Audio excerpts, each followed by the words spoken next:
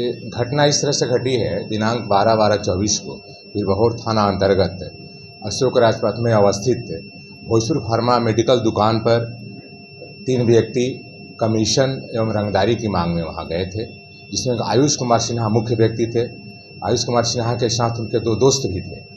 एक का नाम विकी प्रकाश है, दूसरे का नाम मुलायम है। ये इसमें जांच पड़ताल के क्रम में यह बात आई है कि पीएमसीएच से कुछ पुर्जे, दवा के पुर्जे फिक्स दुकानों पर आते हैं, जिसको लेकर के उनको कमीशन मिलता है। और जो व्यक्ति पुर्जे को पीएमसीएच से उठा करके दुकानों में लाते हैं, देते हैं, वे उसमें कमीशन लेते हैं।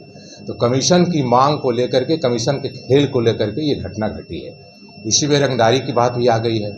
आयुष कुमार सिन्हा एक दबंग व्यक्ति है। इसका काम वही है कि पीएमसीएच से पुर्जों को ले आना और कुछ दवा दुकानों को देना और वहाँ से फिर कमीशन लेना। जो कमीशन नहीं देंगे उनके साथ रंगदारी की मांग करना, मारपीट करना, इसका यही काम है और पेशा है।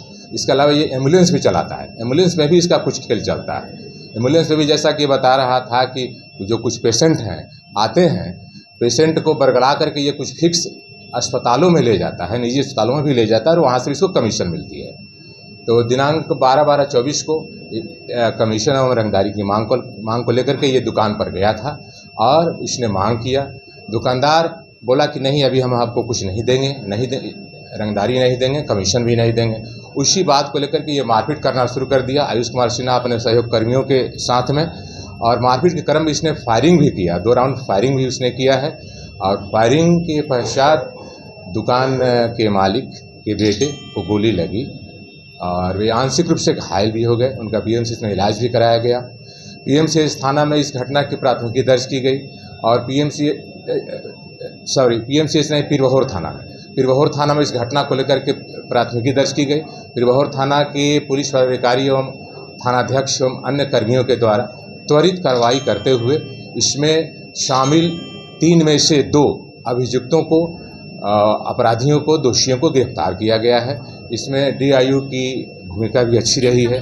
उनके पुलिस आयुष सिन्हा एवं विकी प्रकाश ने कि हाँ, हम लोग कमीशन के मांग को लेकर के वहाँ दुकान पर गए थे और कमीशन नहीं देने के क्रम में हम लोगों ने मारपीट किया, फायरिंग भी किया और जिसमें कि वे घायल हो गए।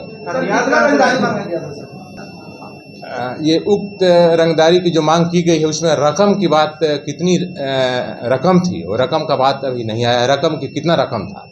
परंतु ये बात तो सत्य है कि रंगदारी की मांग की गई थी और रंगदारी नहीं देने पर दुकानदार को मार करके घायल कर दिया गया। इस तरह की घटना इन लोगों के द्वारा की। कितने लोग हैं और इस तरह से धंधा चला रहे हैं?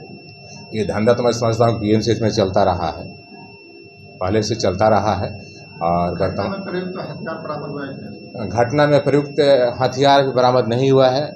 थाना के पदाधिकारी एवं कर्मियों ने कोशिश किया परंतु हथियार बरामद नहीं हुआ है। अभियुक्त का कहना है कि हथियार हमने नाला में फेंक दिया है। फिर भी हम लोग कोशिश करेंगे कि प्रयुक्त हथियार की बरामदगी हो सके। गिरफ्तारियां हुई हैं, आपको ये पटना जिला अंतर्गत से ही की गई है। फतुहा के आसपास से गिरफ्तारी हुई है, फतुहा थाना अंतर्गत।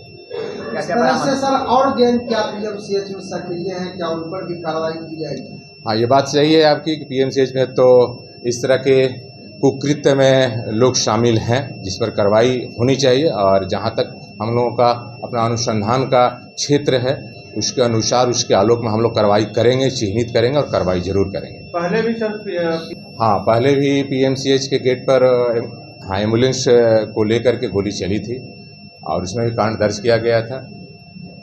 तो ये तो चल रहा है। इसमें तो खेल चलता है, मैं तो स्पष्ट जानता हूँ खेल चलता है।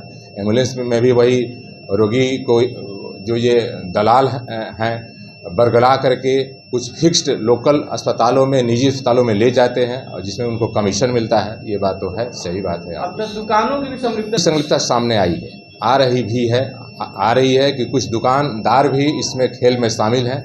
जो पीएमसीएच से पुर्जा उनके पास आता है और उस पुर्जा में दवा सप्लाई देते हैं पीएमसीएच में, जिसमें कि दुकानदारों की भी भूमिका है, उनकी भी संदिग्ध भूमिका है। तो ऐसे पुलिस पर कार्रवाई होगी?